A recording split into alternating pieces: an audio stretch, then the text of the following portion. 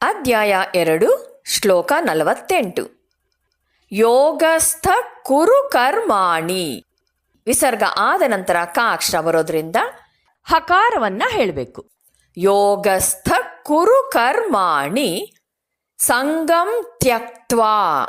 ತ್ಯಕ್ತ್ವಾ ಸಂಗಂ ತ್ಯಕ್ತ್ವಾ ಧನಂಜಯ ಸಿದ್ಧ್ಯ ಸಿದ್ಧ್ಯೋ ಸಮೋ ಭೂತ್ವಾ. ಸಿದ್ಧ್ಯ ಸಿದ್ಧ್ಯೋಹೋ ಅಂತಿದೆ, ಆದರೆ ವಿಸರ್ಗ ಆದ ನಂತರ ಸ ಅಕ್ಷರ ಬರೋದ್ರಿಂದ ಸ ಅಕ್ಷರವನ್ನು ಸ್ಟ್ರೆಸ್ ಮಾಡ್ತೀವಿ. ಸಿದ್ಧ್ಯ ಸಿದ್ಧ್ಯೋ ಸಮೋ ಭೂತ್ವ ಸಮತ್ವಂ ಯೋಗ ಉಚ್ಯತೆ. ಸಮತ್ವಂ ಯೋಗ ಉಚ್ಯತೆ.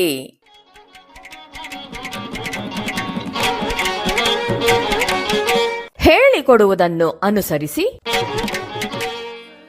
ಯೋಗಸ್ಥ ಕುರು ಕರ್ಮಾಣಿ. ಯೋಗಸ್ಥ ಕುರು ಕರ್ಮಾಣಿ ಸಂಗಂ ತ್ಯಕ್ತ್ವಾ ಧನಂಜಯ. ಸಂಗಂ ತ್ಯಕ್ತ್ವಾ ಧನಂಜಯ ಸಿದ್ಧ್ಯ ಸಿದ್ಧ್ಯೋ ಸಮೋ ಭೂತ್ವಾ. ಸಿದ್ಧ್ಯ ಸಿದ್ಧ್ಯೋ ಸಮೋ ಭೂತ್ವಾ ಸಮತ್ವಂ ಯೋಗ ಉಚ್ಯತೆ. ಸಮತ್ವಂ ಯೋಗ ಉಚ್ಯತೆ.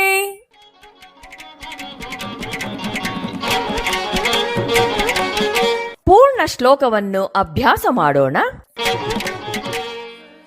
ಯೋಗಸ್ಥ ಕುರು ಕರ್ಮಾಣಿ ಸಂಗಂ ತ್ಯಕ್ತ್ವಾ ಧನಂಜಯ ಸಿದ್ಧ್ಯ ಸಿದ್ಧ್ಯೋ ಸಮೋ ಭೂತ್ವಾ ಸಮತ್ವಂ ಯೋಗ ಉಚ್ಯತೆ.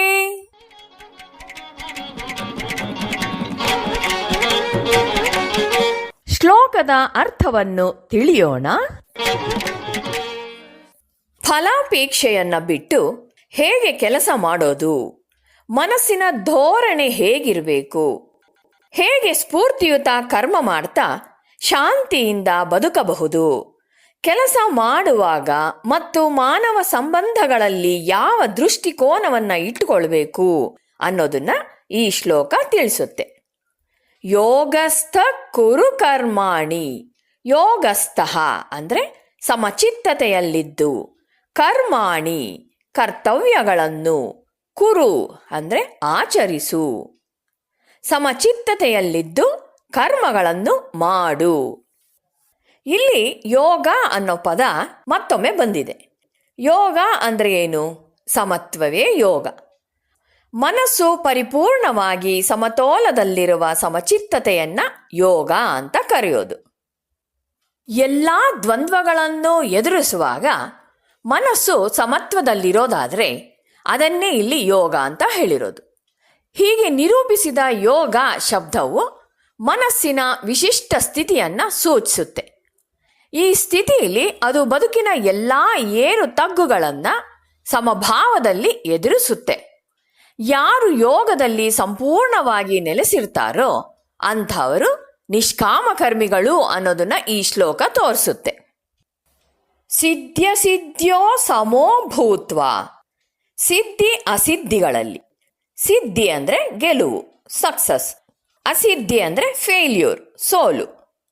ಸಿದ್ಧಿ ಅಸಿದ್ಧಿಗಳಲ್ಲಿ ಅಂದರೆ ಗೆಲುವು ಸೋಲುಗಳಲ್ಲಿ ಒಂದೇ ಸಮವಾಗಿದ್ದು, ಸೋಲು ಬಂದಾಗ ತೀರಾ ಕುಗ್ಗಿ ಹೋಗೋದು, ಯಶಸ್ಸು ಬಂದಾಗ ತುಂಬಾ ಹಿಗ್ಗೋದು ಸರಿಯಲ್ಲ. ಆದ್ರಿಂದ ಮನಸ್ಸನ್ನ ಒಂದೇ ಸಮನಾಗಿ ಇಟ್ಟುಕೋ. ಸಮೋಭೂತ್ವ. ರಾಗ ದ್ವೇಷಗಳು ಎಲ್ರಿಗೂ ಇರುತ್ತೆ. ಕೆಲವನ್ನ ಇಷ್ಟಪಡ್ತೀವಿ, ಕೆಲವನ್ನ ಇಷ್ಟಪಡೋಲ್ಲ. ನಮಗೆ ಯಾವಾಗಲೂ ಇಷ್ಟವಾದದ್ದೇ ಆಗಬೇಕು ಅಂತಲೂ ಅಂದ್ಕೊಳ್ತೀವಿ. ಇಷ್ಟ ಇಲ್ಲದೇ ಇರೋದನ್ನು ಒಪ್ಕೊಳ್ಳೋಕ್ಕೂ ಆಗೋಲ್ಲ. ಆದರೆ ಇಲ್ಲಿ ಕ್ಲಿಯರ್ ಆಗಿ ಹೇಳ್ತಾರೆ, ಜೀವನದಲ್ಲಿ ಪ್ಲೆಷರು ಪೇಯ್ನು ಎರಡೂ ಇರುತ್ತೆ, ಆದರೆ ಅದನ್ನು ಸಮತ್ವ ಭಾವದಿಂದ ನೋಡಬೇಕು ಅಂತ.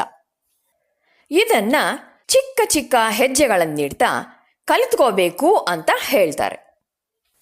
ಸೋಲು ಗೆಲುವುಗಳಲ್ಲಿ ಒಂದೇ ಸಮನಾಗಿದ್ದು, ಇದಕ್ಕೆ ಒಂದು ಎಕ್ಸಾಂಪಲ್ ಹೇಳ್ತಾರೆ. ವಿಜ್ಞಾನ ಪ್ರಪಂಚದಲ್ಲಿ ಎಡಿಸನ್ ಅನ್ನೋ ವಿಜ್ಞಾನಿ ಮೊದಲು ವಿದ್ಯುತ್ ದೀಪವನ್ನು ಕಂಡುಹಿಡ್ದ. ಅದರೊಳಗೆ ವಿದ್ಯುತ್ ಪ್ರಕಾಶಿಸುವ ಸಣ್ಣ ತಂತಿನ ಯಾವ ವಸ್ತುವಿನಿಂದ ಮಾಡಬೇಕು ಅಂತ ಪರೀಕ್ಷಿಸೋದಿಕ್ಕೆ ಸಾವಿರಾರು ವಸ್ತುಗಳ ಮೇಲೆ ಪ್ರಯೋಗ ನಡೆಸ್ತಿದ್ದ. ಕೊನೆಗೆ ಯಾವುದು ಸರಿಯೋ ಅದನ್ನು ಕಂಡುಹಿಡ್ದ. ಒಬ್ಬ ಕೇಳಿದ್ನಂತೆ, ನೀವು ಇಷ್ಟೊಂದು ಪ್ರಯೋಗ ಮಾಡಿದ್ದು ವ್ಯರ್ಥವಾಯ್ತಲ್ಲ ಅಂತ. ಆಗ ಎಡಿಸನ್ನು ಹೀಗೆ ಹೇಳ್ತಾರೆ, ಅದು ವ್ಯರ್ಥವಾಗಲಿಲ್ಲ, ಅದರ ಮೂಲಕ ವಿದ್ಯುತ್ ಪ್ರಕಾಶಿಸಲಾರದು ಅನ್ನೋದನ್ನ ನಾನು ಕಂಡು ಹಿಡಿದೆ ಅಂತ.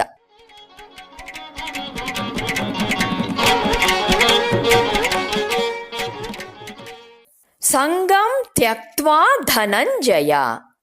ಸಂಗಮ್ ಅಂದರೆ ಫಲಾಸಕ್ತಿ, ಅಟ್ಯಾಚ್ಮೆಂಟ್. ತ್ಯಕ್ತ್ವಾ ಅಂದರೆ ತೊರೆದು, ಮೋಹವನ್ನು ತೊರೆದು. ಅದು ಯಾವುದಕ್ಕೆ ಅಟ್ಯಾಚ್ಮೆಂಟು? ಬರೇ ಪ್ಲೆಷರ್ಗೆ ಮಾತ್ರ ಸಂಗ, ಪೇನ್ಗೆ ಯಾರೂ ಮೋಹ ಇಟ್ಕೊಳ್ಳಲ್ಲ. ಸಂಗಂ ತ್ಯಕ್ತ್ವಾ ಅಂದರೆ ಭವಿಷ್ಯದ ಬಗೆಗಿನ ಕಲ್ಪನೆಗಳನ್ನು, ಏನೆಲ್ಲ ನಿರೀಕ್ಷೆಗಳನ್ನು, ಭವಿಷ್ಯದ ಅನಾಹುತಗಳ ಭಯಗಳನ್ನು ಬಿಡೋದು. ನಮ್ಮನ್ನ ನೆಲಕ್ಕೆ ಅಪ್ಪಳಿಸುವ, ನಾವು ದಿನನಿತ್ಯ ಮಾಡುವ ಎಲ್ಲ ತಪ್ಪುಗಳು ಕೆಟ್ಟ ಅಹಂಕಾರಕ್ಕೆ ಸೇರಿರೋದು. ಈ ಅಹಂಕಾರವು ಯಾವುದರಿಂದ ಉಂಟಾಗಿದೆ ಅಂದರೆ ಅದು ಪೂರ್ವದ ನೆನಪುಗಳು ಮತ್ತು ಭವಿಷ್ಯದ ಬಗೆಗಿನ ಕಲ್ಪನೆಗಳು ಮತ್ತು ನಿರೀಕ್ಷೆಗಳ ಒಟ್ಟು ಮೊತ್ತ ಅಂತ ಹೇಳ್ಬೋದು. ದಾಟಿ ಹೋಗಿರೋದು ಭೂತಕಾಲ, ಭವಿಷ್ಯ ಇನ್ನೂ ಜನಿಸಿಲ್ಲ, ಆದ್ದರಿಂದ ಅದು ಇನ್ನೂ ನಮ್ಮದಾಗಿಲ್ಲ. ಅಹಂಕಾರದಲ್ಲಿ ಬದುಕೋದು ಅಂದರೆ ಮೃತ ಗಳಿಗೆಗಳ ಸ್ಮಶಾನದಲ್ಲಿ ಬದುಕೋದು, ಇಲ್ಲವೇ ಇನ್ನೂ ಜನಿಸದ ಕಾಲ ಗರ್ಭದಲ್ಲಿ ಇರೋದು ಅಂತ ಆಗತ್ತೆ. ಈ ರೀತಿಯ ಜೀವನದಿಂದ ನಾವು ವರ್ತಮಾನದಲ್ಲಿ ಆನಂದವಾಗಿ ಬದುಕುವ ಅವಕಾಶವನ್ನು ಕಳೆದುಕೊಳ್ತೇವೆ. ಇಂತಹ ಅವಕಾಶಗಳನ್ನು ಅವಿವೇಕದಿಂದ ಭವಿಷ್ಯದ ಚಿಂತೆಗಳ ಹಾಗೂ ಕಲ್ಪನೆಗಳ ಮೂಲಕ ಕಳೆದುಕೊಳ್ಳುವುದಕ್ಕಿಂತ ಅವುಗಳನ್ನು ಉಪಯೋಗಿಸಿಕೊಳ್ಳಬೇಕಾದ್ರೆ ಸಂಗತ್ಯಾಗ ಮಾಡು ಅನ್ನೋದು. ಮಾಡುವ ಕೆಲಸದಲ್ಲಿ ಸಂಪೂರ್ಣವಾಗಿ ಮನಸ್ಸಿಟ್ಟು ತನ್ಮಯರಾಗಿ ಹಿಂದಿನ ಅಥವಾ ಭವಿಷ್ಯದ ಚಿಂತೆಗಳ ಸಂಗತ್ಯಾಗ ಮಾಡಿ ಕಾರ್ಯಪ್ರವೃತ್ತನಾದರೆ ಆಗ ಚೈತನ್ಯಪೂರಿತ ಬದುಕು ನಮ್ಮದಾಗತ್ತೆ. ನಮ್ಮ ಪೂರ್ಣ ಮನಸ್ಸನ್ನು ಈಗ ಅಂದರೆ ವರ್ತಮಾನದಲ್ಲಿ ಕೈಗೊಂಡಿರುವ ಕರ್ಮದಲ್ಲೇ ನಿಲ್ಲಿಸುವುದಾದರೆ ಆಗ ಸ್ಫೂರ್ತಿಯಿಂದ ಕೆಲಸ ಮಾಡದಂತೆ ಆಗತ್ತೆ. ಸ್ಫೂರ್ತಿದಾಯಕ ಕೆಲಸ ಯಾವಾಗಲೂ ಅತ್ಯುತ್ತಮ ಫಲಗಳನ್ನು ಕೊಡುತ್ತೆ. ಫಲಿತಾಂಶಗಳಿಗಾಗಿ ಕೊರಗೋದು ಅಂದರೆ ಭವಿಷ್ಯಕ್ಕಾಗಿ ಕೊರಗೋದು ಅಂತ ಅರ್ಥ. ಭವಿಷ್ಯದಲ್ಲಿನ ಬದುಕು ಇಂದಿನ ಬದುಕು ಆಗಿರೋದಿಲ್ಲ. ಪ್ರತಿಯೊಂದು ಕ್ಷಣದಲ್ಲೂ ಮೈನವಿರೇಳುವ ಸ್ಫೂರ್ತಿಯ ಮೂಲಕ ಇದ್ದರೆ ಮನುಷ್ಯ ತಾನು ಆನಂದದ ಸಾಮ್ರಾಜ್ಯದಲ್ಲೇ ಜೀವಿಸ್ತಿರ್ತಾನೆ. ಹೀಗೆ ಸಮಚಿತ್ತತೆಯನ್ನು ಕಾಪಾಡಿಕೊಂಡು ಅಹಂಕಾರದ ತ್ಯಾಗವನ್ನು ಮಾಡಿ ಕರ್ಮದಿಂದುಂಟಾಗುವ ಸೋಲು ಗೆಲುವಿಗಾಗಿ ಚಿಂತೆ ಮಾಡದೆ ಕಾರ್ಯಪ್ರವೃತ್ತನಾಗು ಅನ್ನೋದೇ ಕೃಷ್ಣ ಅರ್ಜುನನಿಗೆ ಕೊಟ್ಟ ಉಪದೇಶ. ಎಲ್ಲ ಸಂದರ್ಭಗಳಲ್ಲೂ ಇಂತಹ ಸಮಚಿತ್ತತೆಯಿಂದ ಕೆಲಸ ಮಾಡೋದೇ ಯೋಗ ಅಂತ ಕೃಷ್ಣ ಘೋಷಿಸ್ತಾನೆ.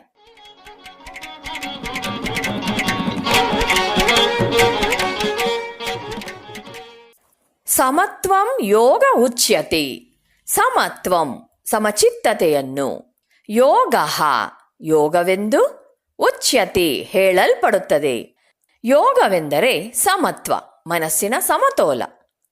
ಇದನ್ನು ಹೀಗೆ ಹೇಳ್ತಾರೆ, ಪ್ರತಿಯೊಂದು ಅನುಭವವು ಮನಸ್ಸನ್ನು ಒಂದೊಂದು ಅಲೆಯನ್ನಾಗಿಸುತ್ತೆ. ಸಣ್ಣ ಅಲೆ, ದೊಡ್ಡ ಅಲೆ. ಆ ಅಲೆಯ ಉಗಮವನ್ನು ನಿಯಂತ್ರಿಸೋದು ನಿಮ್ಮ ಕೈಯಲ್ಲಿದೆ. ನೀವು ಹಾಗೆ ಅದನ್ನು ನಿಯಂತ್ರಿಸುವಿರಾದರೆ ನೀವು ಸ್ವತಂತ್ರರು.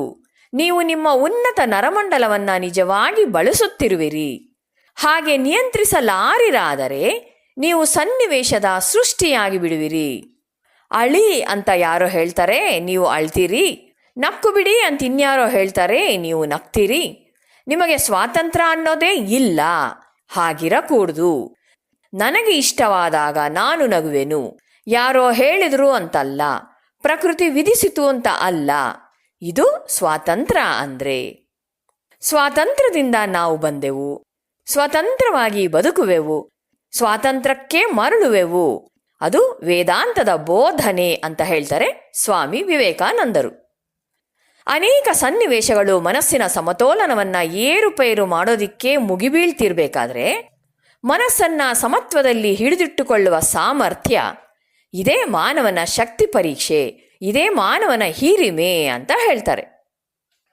ಪ್ರಖ್ಯಾತ ಫ್ರೆಂಚ್ ಶರೀರ ಕ್ರಿಯಾ ವಿಜ್ಞಾನಿ ಕ್ಲಾಡ್ ಬರ್ನಾರ್ಡ್ ಅವರು ಹೀಗೆ ಹೇಳ್ತಾರೆ: ಒಂದು ಸ್ಥಿರವಾದ ಆಂತರಿಕ ಪರಿಸ್ಥಿತಿಯೇ ಸ್ವತಂತ್ರ ಜೀವನದ ಪೂರ್ವ ವಿಧಿ ಅಂತ ಹೇಳ್ತಾರೆ. ನಿಮಗೆ ನಿಜವಾಗಿಯೂ ಸ್ವಾತಂತ್ರ್ಯವನ್ನ ಗಳಿಸಿಕೊಳ್ಳಬೇಕೆಂದಿದ್ರೆ ನೀವು ಈ ಸ್ಥಿರವಾದ ಆಂತರಿಕ ಪರಿಸ್ಥಿತಿಯನ್ನು ಸ್ಥಾಪಿಸಿಕೊಳ್ಬೇಕು.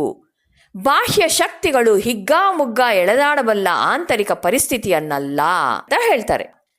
ಹೀಗೆ ಇಷ್ಟರ ಮಟ್ಟಿಗೆ ನೀವು ನಿಮ್ಮ ಜೀವನದ ಪರಿಪೂರ್ಣತೆಯೆಡೆಗೆ ಮುನ್ನಡೆಯುತ್ತೀರಿ. ಆದ್ದರಿಂದ ನಾವು ಒಂದು ಸುಸ್ಥಿರವಾದ ಆಂತರಿಕ ಪರಿಸ್ಥಿತಿಯನ್ನು ನಿರ್ಮಾಣ ಮಾಡಿಕೊಳ್ಬೇಕು. ಒಬ್ಬ ಅಮೆರಿಕನ್ ಬರಹಗಾರ ಹೀಗೆ ಹೇಳ್ತಾರೆ: ನಿಮ್ಮ ಮನಸ್ಸನ್ನು ಇನ್ನು ಯಾರದ್ದೋ ಜೇಬಿನಲ್ಲಿ ಇರಿಸಿಬಿಡೋದು ನೀವು ಮಾಡಬಹುದಾದದ್ದರಲ್ಲೆಲ್ಲ ತುಂಬ ದುರದೃಷ್ಟದ್ದು ಅಂತ. ಆದ್ದರಿಂದ ನಿಮ್ಮ ಮನಸ್ಸನ್ನು ನಿಮ್ಮ ಜೇಬಿನಲ್ಲೇ ಇರಿಸಿಕೊಳ್ಳೋದನ್ನು ಕಲಿಯಿರಿ. ಯಾವುದೇ ಪರಿಸ್ಥಿತಿಯಲ್ಲಾದರೂ ನಾನು ಹೇಗೆ ಪ್ರತಿಕ್ರಿಯಿಸಬೇಕೆಂಬುದನ್ನು ನಾನೇ ತೀರ್ಮಾನಿಸುವೆ. ಇಂಥದ್ದು ಸಾಧ್ಯವಾಗೋದು ಮನಸ್ಸು ಅಂತಹ ಸಮತೋಲನವನ್ನು ಪಡೆದಿದ್ದಾಗ ಮಾತ್ರ. ನೀವು ಮೊದಲು ಮಾಡಬೇಕಾಗಿರೋದೇ ನಿಮ್ಮ ಮನಸ್ಸನ್ನು ನಿಮ್ಮ ಹಿಡಿತದಲ್ಲಿ ಇಟ್ಕೊಳ್ಳೋದು. ನಾವು ಎಷ್ಟೋ ಉಪಕರಣಗಳನ್ನು ಬಳಸೋದನ್ನು ಕಲ್ತಿದ್ದೇವೆ, ಆದರೆ ಅತಿ ಕ್ಲಿಷ್ಟ ಉಪಕರಣ ಅಂದರೆ ಈ ಮನಸ್ಸೇ. ಇದನ್ನು ಬಳಸೋದಕ್ಕೆ ನಾವು ಕಲಿಯೋದೇ ಇಲ್ಲ, ಅದನ್ನು ಹೋದ ದಾರಿಗೆ ಬಿಡ್ತೇವೆ. ಆದ್ದರಿಂದ ಗೀತೆಯು ನಮಗೆ ಆ ಬೋಧನೆಯನ್ನು ಕೊಡುತ್ತೆ. ಉಪಕರಣಗಳನ್ನು ಬಳಸಿ, ಉಪಕರಣವಾದ ಮನಸ್ಸನ್ನೂ ಬಳಸಿ. ಆಗ ಮಹತ್ವವಾದುದೊಂದು ನಿಮ್ಮ ಜೀವನದಲ್ಲಿ ಗಡಿಸುತ್ತೆ. ಹೀಗೆ ಸಮತ್ವಂ ಯೋಗ ಉಚ್ಯತೆ. ಇದು ಕರ್ಮಯೋಗದ ಮೊದಲನೆಯ ವ್ಯಾಖ್ಯಾನ. ಯೋಗಸ್ಥ ಕುರು ಕರ್ಮಾಣಿ ಸಂಗಂ ತ್ಯಕ್ತ್ವಾ ಧನಂಜಯ ಸಿದ್ಧ್ಯ ಸಿದ್ಧ್ಯೋ ಸಮೋ ಭೂತ್ವಾ ಸಮತ್ವಂ ಯೋಗ ಉಚ್ಯತೆ. ಅಂದರೆ, ಎಲೈ ಧನಂಜಯನೇ, ಫಲಾಸಕ್ತಿಯನ್ನು ತೊರೆದು ಯೋಗದಲ್ಲಿ ಸ್ಥಿರನಾಗಿದ್ದು ಸೋಲು ಗೆಲುವುಗಳಲ್ಲಿ ಸಮತೋಲನ ಹೊಂದಿದ್ದು ಕರ್ಮ ಮಾಡು. ಮನಸ್ಸಿನ ಸಮತ್ವವೇ ಯೋಗ.